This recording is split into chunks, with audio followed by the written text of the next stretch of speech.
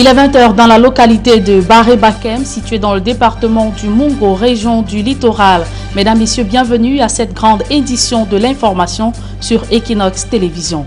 À la une, c'est un phénomène qui prend de l'ampleur sur nos routes nationales. Des individus prétendant apporter de l'aide aux accidentés en détresse dépouillent plutôt ces derniers de leur argent et objets précieux. 4 individus viennent d'être interpellés à Baré-Bakem dans le Mungo.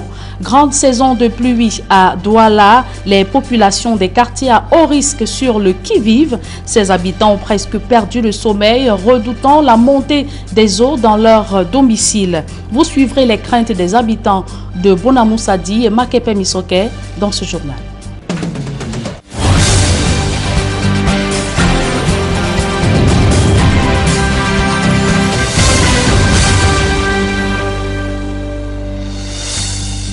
Une fois de plus, bonsoir à tous, mesdames et messieurs. Merci de nous recevoir chez vous.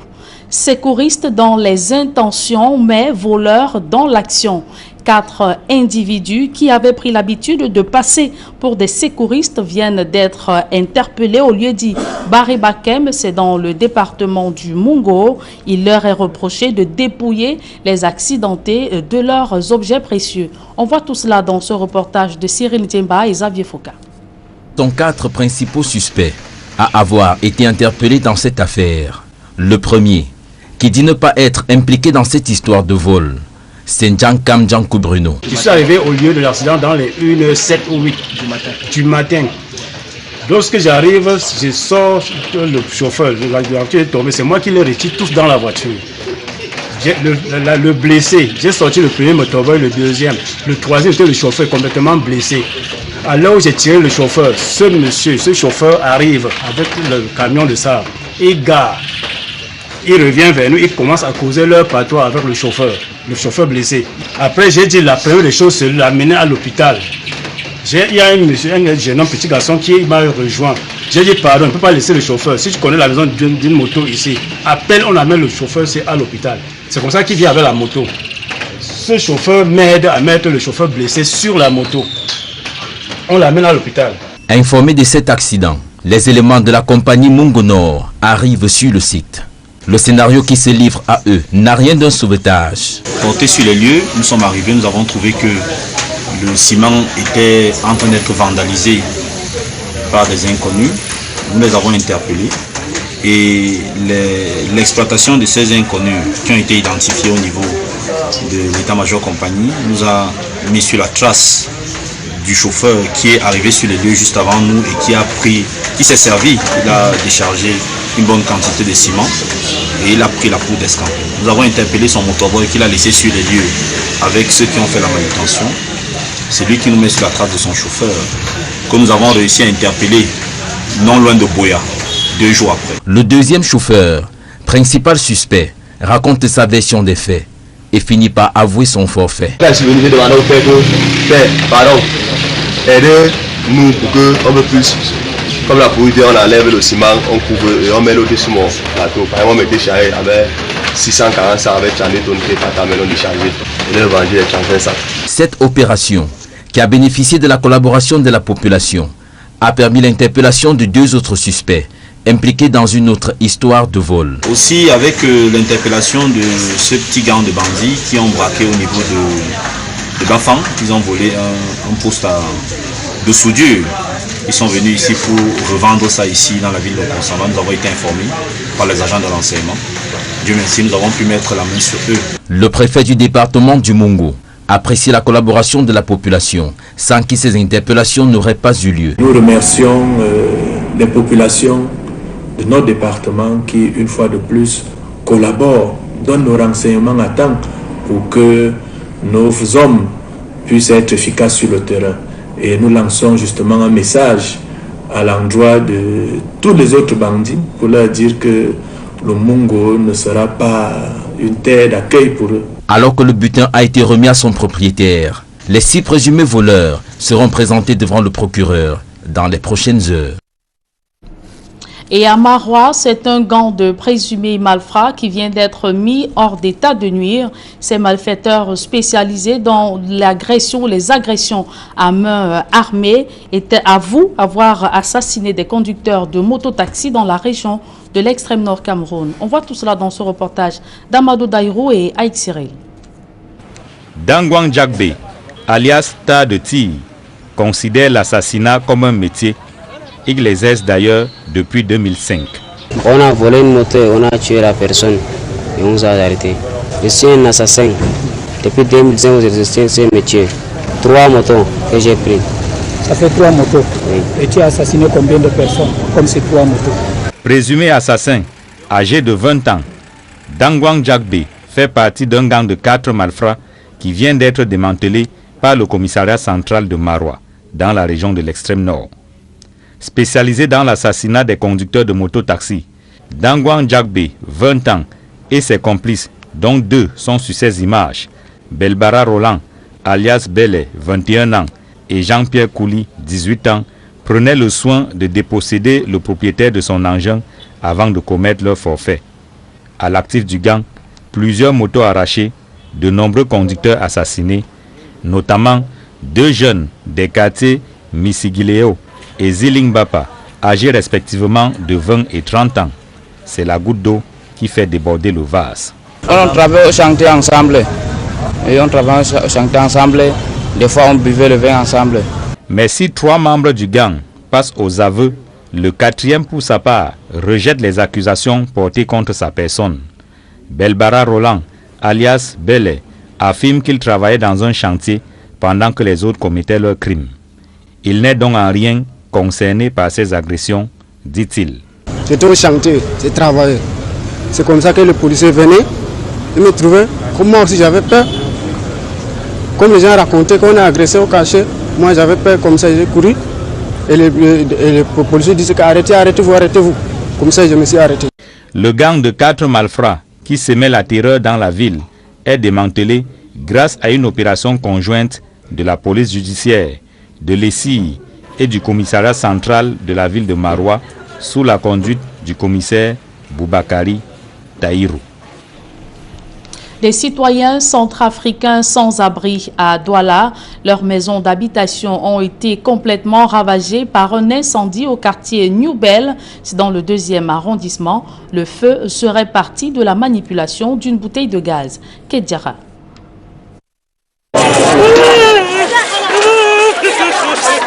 Des pleurs de désespoir pour cette dame et ses semblables, obligés de voir leur maison partir en fumée. Elle est d'autant plus difficile à calmer qu'il s'agit d'une double peine. Ce sont leurs efforts de réfugiés accumulés au fil des mois qui s'en vont avec les flammes. Le drame se produit à New Bell, dans le 2e arrondissement de Douala. Les flammes tirent leur origine d'une mauvaise manipulation du foyer à gaz par des enfants qui, après son utilisation, vont oublier de fermer la bouteille. Ils ont oublié une bouteille de gaz, ils ont oublié de fermer. Normal, ça a pris feu, ça a pété comme ça, toute la maison comme vous voyez la maison là. Le bilan est lourd, 6 domiciles d'une mini-cité, ainsi que leur contenu, partis en fumée. Je suis un locataire dans cette maison et je suis sorti très tôt le matin à mes occupations. C'est au téléphone qu'on m'appelle, on me dit que ma maison est en feu. C'est comme ça, il y avait les enfants et madame, bon, Dieu merci, on a sauvé les enfants, mais il n'y a rien, donc il n'y a plus rien dans cette maison. Pour éviter le pire, la population va se mobiliser, sauver les enfants et commencer à combattre les flammes en attendant l'arrivée des sapeurs-pompiers. Les gens ont dit qu'il y a un enfant dedans, mais personne n'avait le courage d'entrer. Moi, je me suis précipité par la grâce de Dieu, j'ai envoyé la main et j'ai sorti l'enfant. C'est là où le toit est tombé avec le feu et tout comme c'était le toit. Si aucune perte en vie humaine n'est à déplorer, les habitants de la mini-cité, des réfugiés centrafricains, se retrouvent à la rue. Aujourd'hui, on n'a même pas un toit où aller. Nous sommes des réfugiés centrafricains. Nous sommes des réfugiés centrafricains, donc on ne sait plus où aller en ce moment. Si quelqu'un peut nous venir en aide, qui nous aide. En attendant de l'aide extérieure, ils sont allés se réfugier chez les membres de leurs familles qui vivent également dans des conditions de promiscuité inquiétantes. Retour des pluies à Douala, les inondations hantent les populations vivant à proximité des cours d'eau et zones marécageuses. Elles ont presque perdu le sommeil suite aux pluies diluviennes qui s'abattent ces derniers temps sur la ville de Douala. Nos reporters Cédric Nding et Théophile Tchounke sont allés faire le constat dans les quartiers Bonamoussadi et Makepe Misoke. Si la saison des pluies rime avec arrivée de nouveaux produits sur les étals des marchés, pour beaucoup par contre, les premières pluies annoncent le début du cauchemar. Le tonnerre gronde seulement là, tu commences à avoir peur. Tu n'arrives même plus à dormir, le sommeil est parti. L'inondation, quand ça arrive, ça nous entre dans la maison. Moi, j'ai perdu beaucoup de documents à mon domicile. On est là, voilà encore la saison pluvieuse qui arrive. On va faire comment? De nombreux quartiers dans la ville de Douala nourrissent encore la phobie de la saison des pluies, comme ici à Bonamoussadi dans le 5e arrondissement, où le souvenir des précédentes inondations reste bien ancré. Les gens ont abandonné même les maisons ici là. Quand il pleut comme ça là, on cherche seulement de sauver seulement les enfants. Il y a un peu les étagères dans les maisons, on porte les enfants, on met sur les grandes tables à manger. On va nous donner les matelas, on va mettre les matelas où? Au sol, dans l'eau. Alors nous on pleure. On coude les larmes pour ça.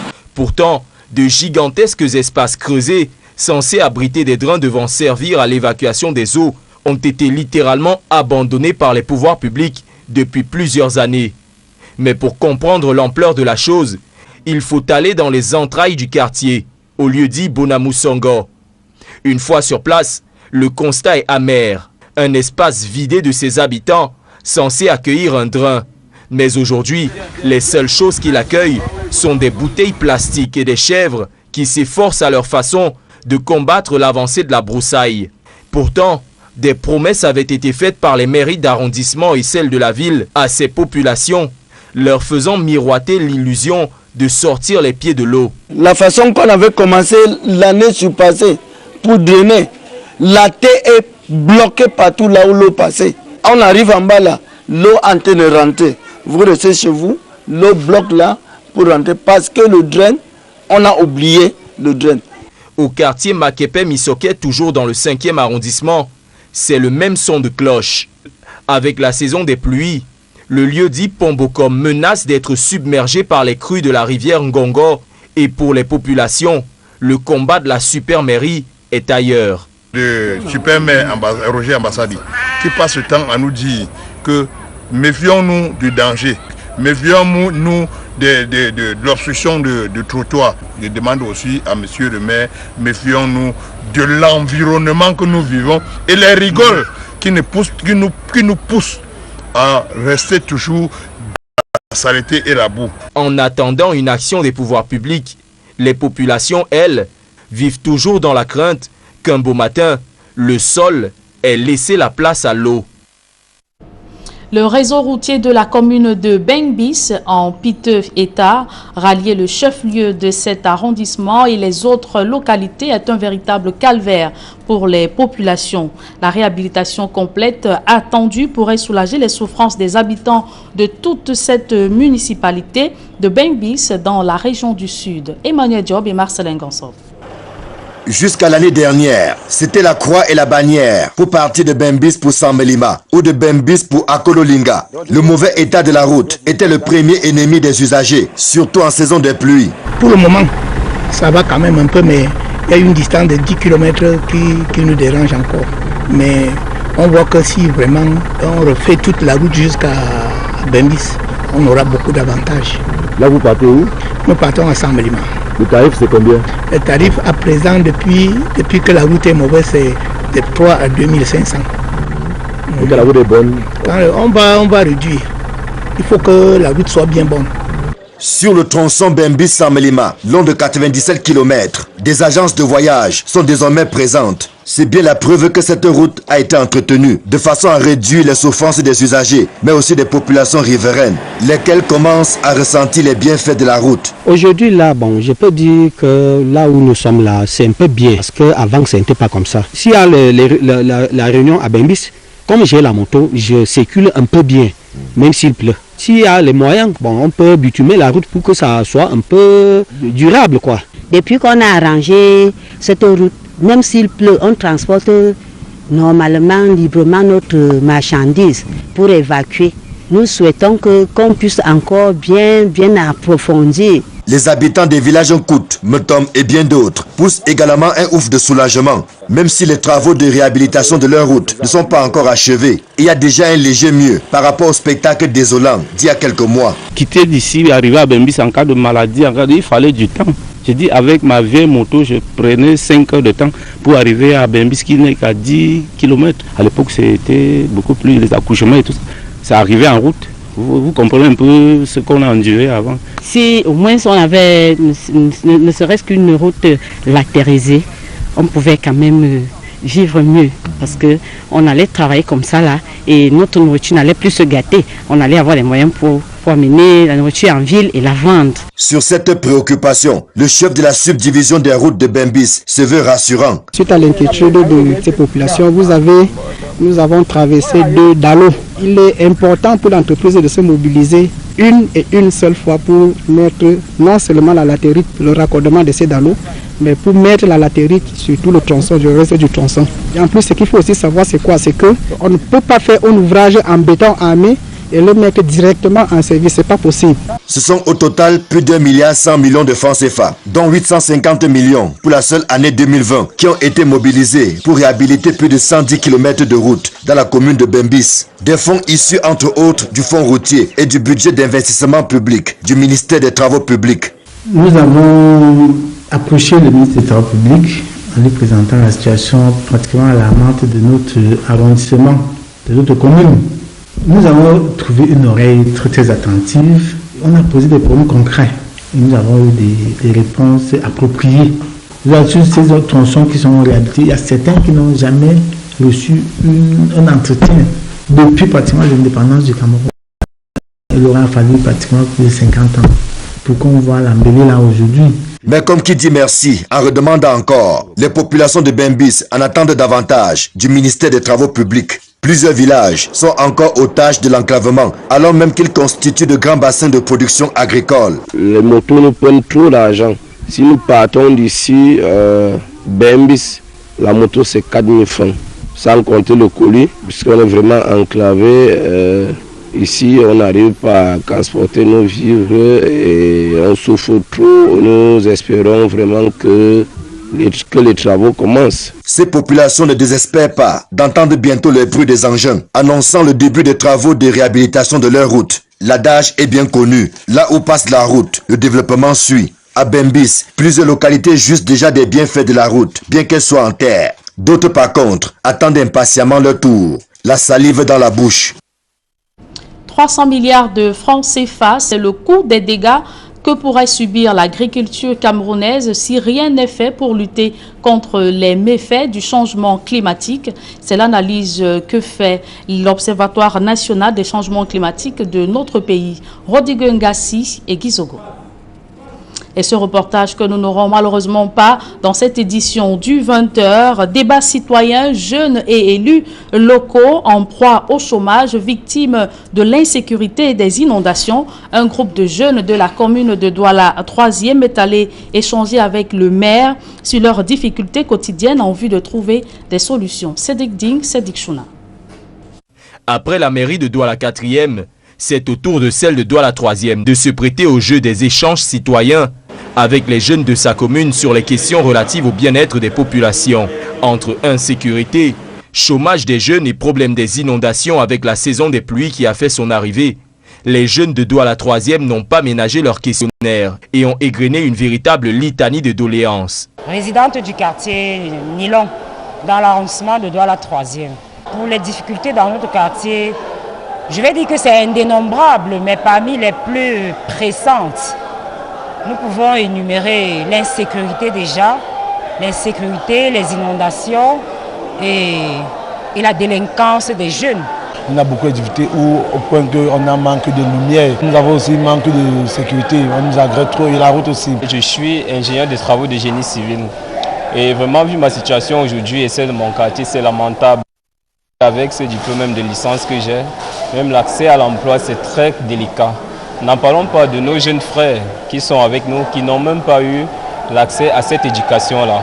Un exercice devenu une véritable tradition pour l'ONG Un Monde à Venir, qui vise au-delà des clivages que pourrait poser la question du melting pot communautaire, à rapprocher les populations de l'administration communale. De manière globale, l'objectif de ces rencontres que nous sommes en train de multiplier, c'est pour contribuer à renforcer la cohésion sociale dans nos différents quartiers, dans notre commune. Les habitants ont estimé qu'ils ne se reconnaissaient plus en les institutions parce que lorsqu'ils avaient des problèmes, ils avaient des doléances, mais ils n'ont pas facilement accès aux maires et parfois quand les problèmes sont posés, il n'y a pas toujours un retour favorable. Un exercice auquel Valentin Ipoupa, maire de Douala 3e, n'a pas dérogé, notamment sur la question de l'insécurité. Il y a un mois, dans le cadre de l'implémentation de cette disposition de la loi portant Code général de centralisation, nous avons invité les chefs de village, les 19 chefs de village et les 105 chefs de quartier qui composent l'arrondissement de Douala 3e. Nous avons parlé des problèmes de comité de vigilance pour suppléer un peu à ce manque d'organisation dans certains quartiers. Avec la saison des pluies et l'épineux problème des inondations dans certains quartiers de Douala 3e, le maire a tenu à rassurer les jeunes tout en mentionnant l'insuffisance des moyens mis à sa disposition pour mener à bien ses objectifs. Ce travail est en cours. On espère qu'avant l'arrivée des fortes pluies, ce travail va être fait. Mais comprenez qu'un seul engin ne suffit pas pour Douala 3e. Nous partageons avec 3 autres arrondissements, Douala 5 et Douala 4. L'eau, la sortie de l'eau pose problème. Donc, il faut tout simplement que cette zone ne soit pas... Il faut revoir l'habitat de cette zone. C'est pour ça que je vous ai dit que je réservais le meilleur pour la fin, à savoir le projet de restructuration de quartier de Bobongo, Cité Berge, Bilongué et Bondan-Loka a presque abouti. Un échange avec des jeunes qui, au-delà des promesses faites par le maire, espèrent voir bientôt un véritable passage à l'acte.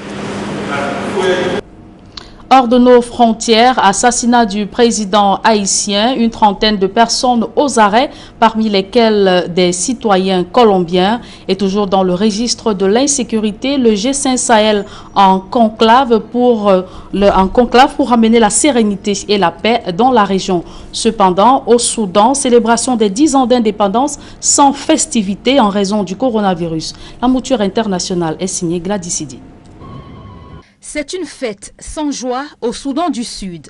10 ans après son indépendance, le pays est toujours plongé dans l'incertitude qui se manifeste par un cycle de violence et une grave crise humanitaire.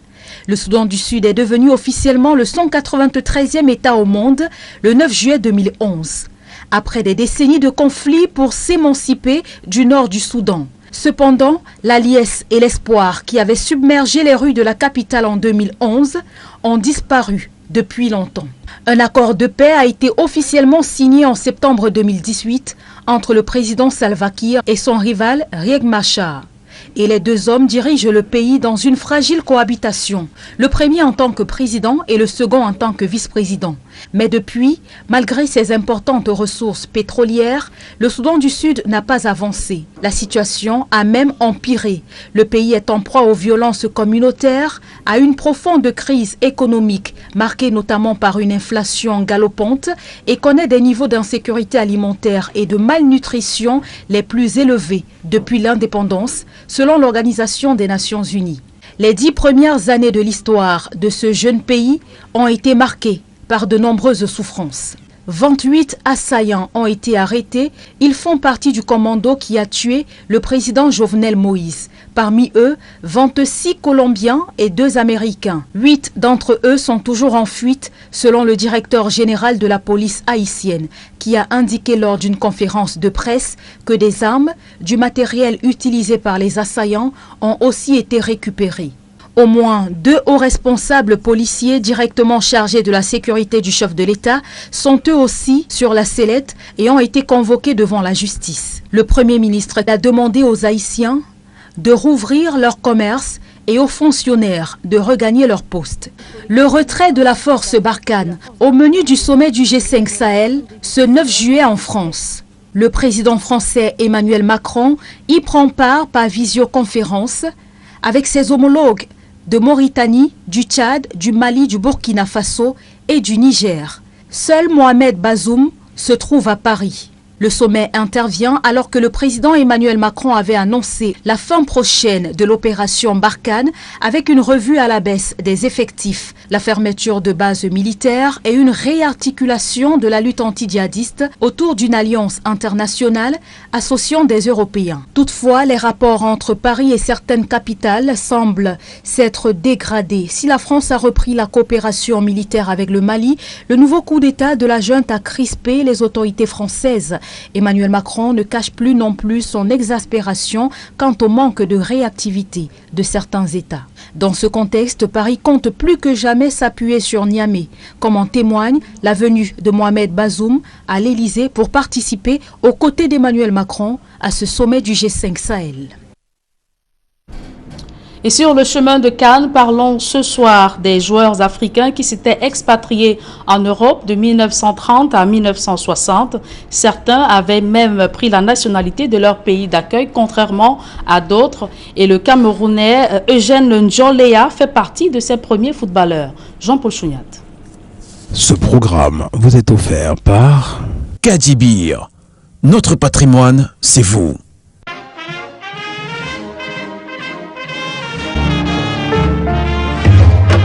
Fêtard invétéré, Raoul Diagne a l'habitude de se promener sur les Champs-Élysées avec Joséphine Baker et son guépard.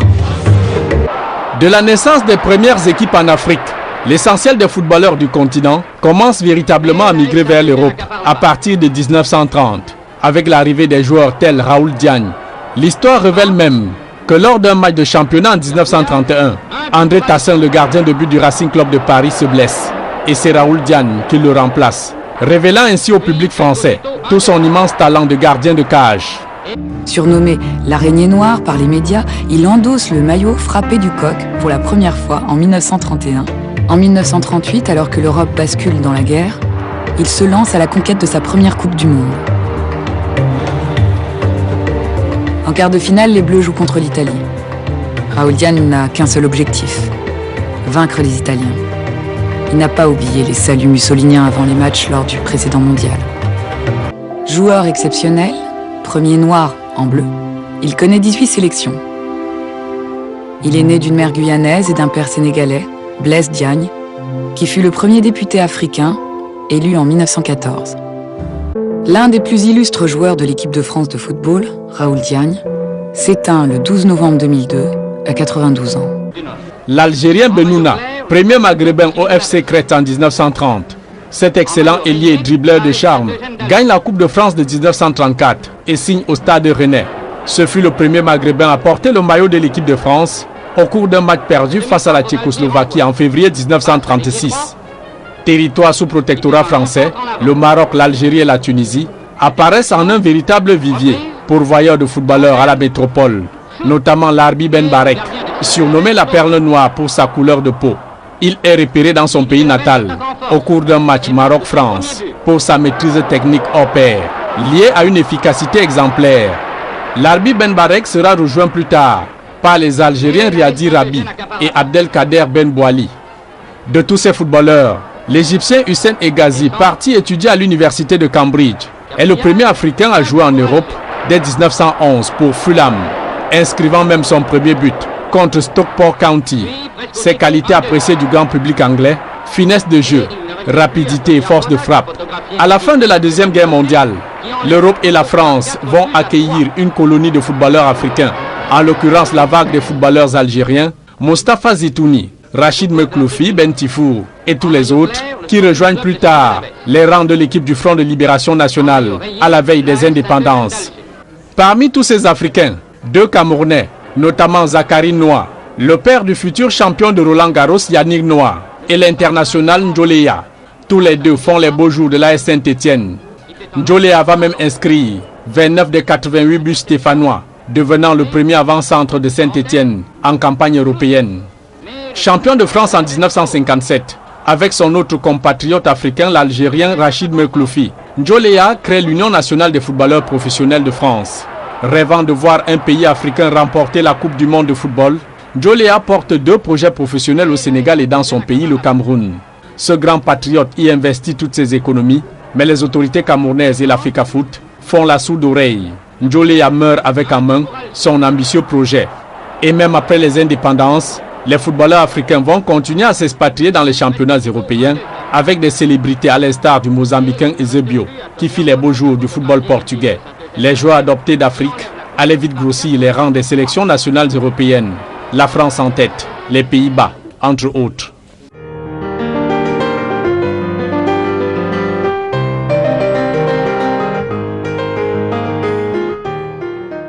Ce programme vous a été offert par Kadibir. Notre patrimoine, c'est vous.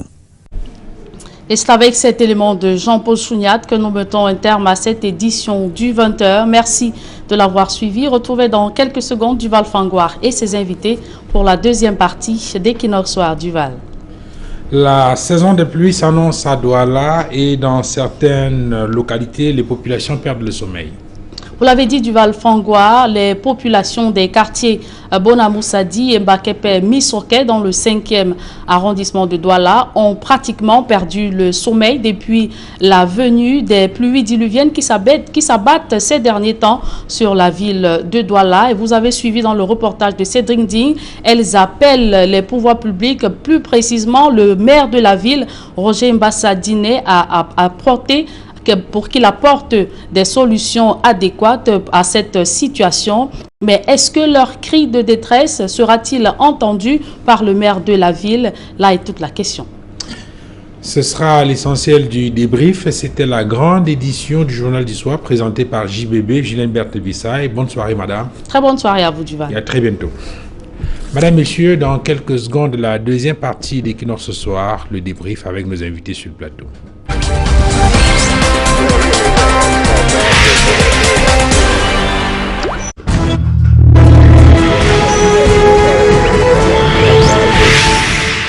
Retour sur le plateau d'Equinox ce soir avec nos invités, Dr Boussi Neba, militant du RDPC, le Rassemblement démocratique du peuple camerounais, le parti au pouvoir, Guy Hervé Fongon, journaliste, et bien sûr Dr Moussa Khalil Dassa, enseignant de droit au département de droit privé fondamental. C'est à la